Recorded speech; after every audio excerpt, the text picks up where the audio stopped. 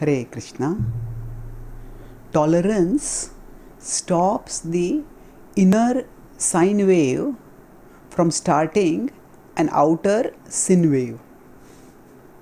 The inner sine wave refers to the way our consciousness goes up and down like a sine wave. It has a crest, it has a trough, and like that sometimes we feel peaceful, sometimes we feel depressed, sometimes we feel energized, sometimes we feel lethargic, and sometimes we feel inspired and attracted to Krishna and inspired to live a life of lofty principles. Sometimes we feel no attraction towards Krishna, and we feel within us desires to do depraved things. So this sinusoidal waves in a wave-like movement in our consciousness is natural in the conditioned stage. Why? Because the modes are there within our consciousness, and the modes keep fighting within us. So Krishna says in 14th chapter 10th verse that there are these three modes, and they keep fighting with each other. Rajastamascha bhibhuya sattvam bhavati bharata rajah sattvam tamaschaiva tamah sattvam rajastatha. So he says sometimes overpowering rajas and tamas, sattva becomes prominent, and sometimes rajas overpowers sattva and tama and becomes prominent itself, and sometimes tamas become prominent, overpowering the other two. This way the battle goes on. So when the sattva is prominent, that time we feel inspired to live a principled life. Right? When tama, raja or tama becomes strong, at that time we just feel like throwing away all principles and doing whatever are the basis desires of the mind. Now, how do we deal with the sinusoidal waves? Actually, to deal with this, we need to recognize that there is a distance between the internal and the external, and in that distance we can create a rampart. Rampart is like a protective structure.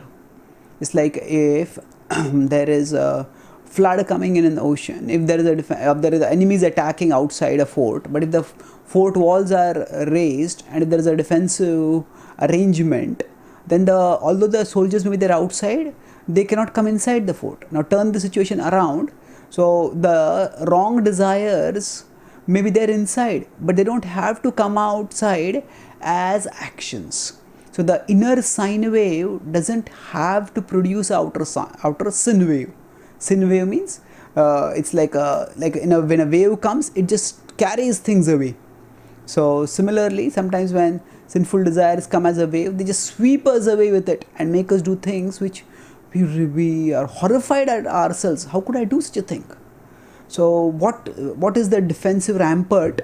What stops the inner sine wave from becoming an outer sin wave? That is tolerance. So Krishna says in 5.24 in the Bhagavad Gita that Shaknoti haiva yah sodhum prak sharir vimokshanat kama krodhodbhavam vegam sayuktah sa sukhena raha. So he says sodhum shaknoti. Is it possible, Arjuna, for you? Sodhum, to tolerate. Prak sharir vimokshana, till the time of death you tolerate it. When you are, as long as we have a body, some or other desire will come.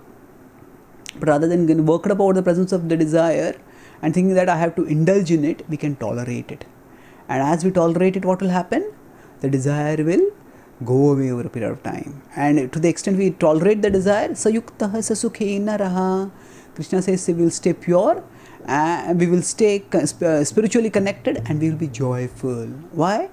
Because we will become purified, and as we become purified, internally we become connected with Krishna, and that connection with Krishna brings joy. So therefore, recognizing that tolerance is the defensive wall, which prevents the internal from becoming the external. Internal desires don't have to become outer actions. Tolerance is what protects us. And we boost our tolerance not just by saying no to those desires, but by focusing on saying yes to Krishna. And that's why at the end of the 14th chapter, when Krishna says these modes are going up and down, but what is the way to go beyond the modes? He says in 14.26, Mam chayo vyabhicharena bhakti yogena sevate sagunan samati tyaitan brahma bhuyaya kalpate.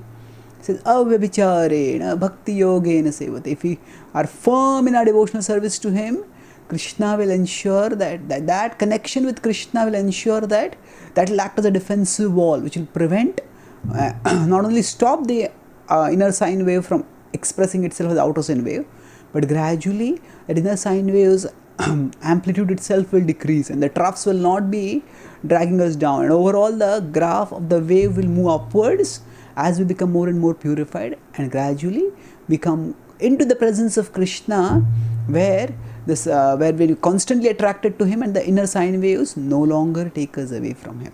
Thank you. Hare Krishna.